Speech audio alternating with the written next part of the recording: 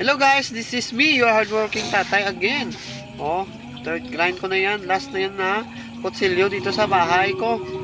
Wala na akong kutsilyo dito sa bahay guys. Okay. Baka susunod na araw guys, may naisip ako na idea para ma-practice ko talaga yung skills na to. Maghanap ako ng kutsilyo doon sa mga kapitbahay ko. Mga kapatid ni Mrs. Sa uncle ko, sa lola ko, at sa mga friends of friends ko. Okay. Yan, 1,000 grit, 20 to 25 minutes natin yan tatapusin ang paghasa dyan.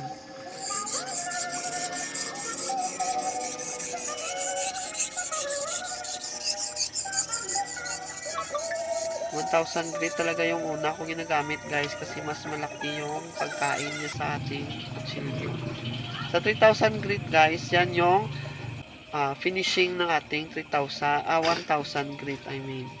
So, mag-asa tayo dyan ng 15 minutes.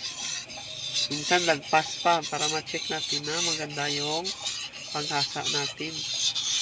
So, hinay-hinay lang muna kasi practice yan eh. Para sure. Yung angle ng ating kutsilyo is isa lang talaga. Uniform siya guys. Hindi siya naiba-iba yung paghasa natin. Kasi pag nasa mo ng mabuti yung kutsilyo mo guys, mas maganda yung lifespan ng ating talim. Diba pag uwi ka ng bahay mo guys, tapos mapurol yung kutsilyo mo, nakaka-stress yun guys. As in, promise. Nakakatamad magluto pag mapurol yung kutsilyo.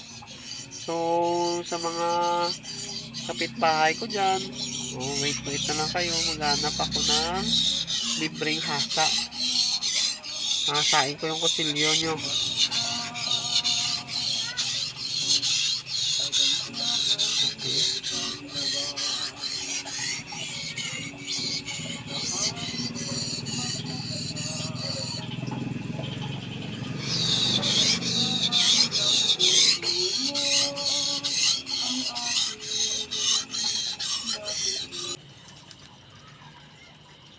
So, next naman tayo guys sa 5,000 grit.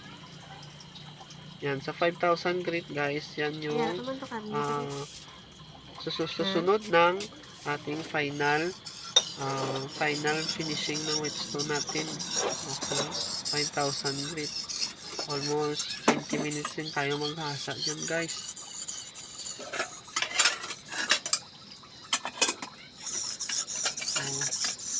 Kaya isa talaga yung gusto kong i-master na skill guys kasi parang na-inspired ako yung mga naghahasa doon sa labas, yung mga Japanese knife.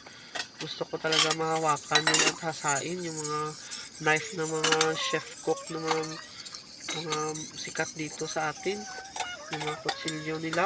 Gusto ko talaga hasain. Gusto ko kasi makita yung yung ngiti ng mga nagluluto guys, yung maganda yung paggamit nila ng kutsilyo, matalim masyado. Na-inspired talaga ako. Tapos maliban sa ma-inspired ako guys, nawawala yung stress ko dito.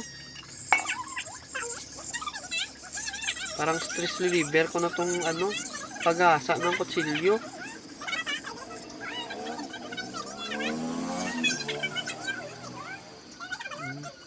Okay. So, again ulit.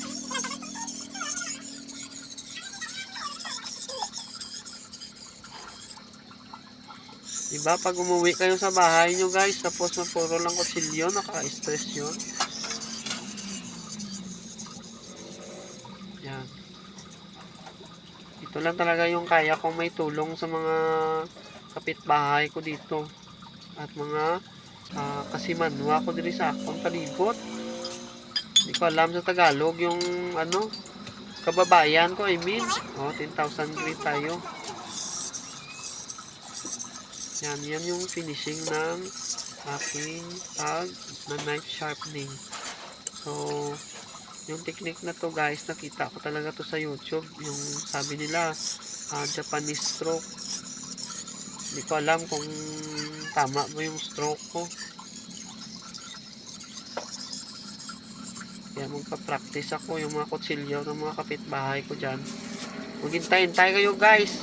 Lilibrain ko yung inyong kutsilyo. Asain ko yan.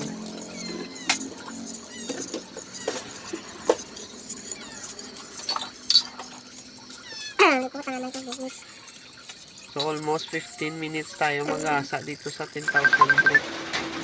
Kasi malapit na matapos yan. Okay, finish na tayo. No? 10,000 sunod. Binili yan ng misis ko sa Surpras Japan. Nagalaw niya sa akin yan guys.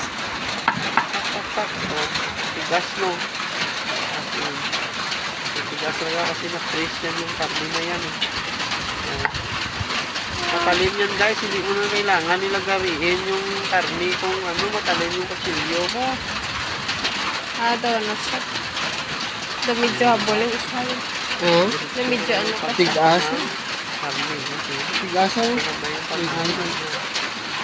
So, kain-kain na lang kayo guys. Ito talaga yung green flag ko. Thank you very much for watching. Subscribe! Kala ko tapos na.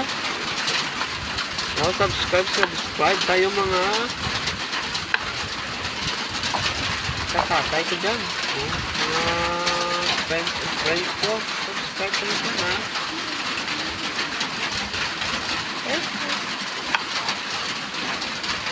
Diba? Maganda pa lang yung pag-slice mo pa. Pwede ko rin ng ice na. Gulay. Okay. Thank you very much. Salamat po.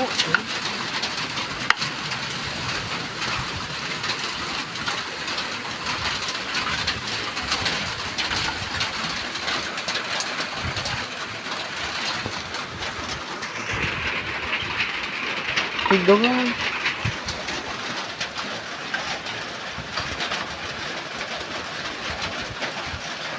Okay.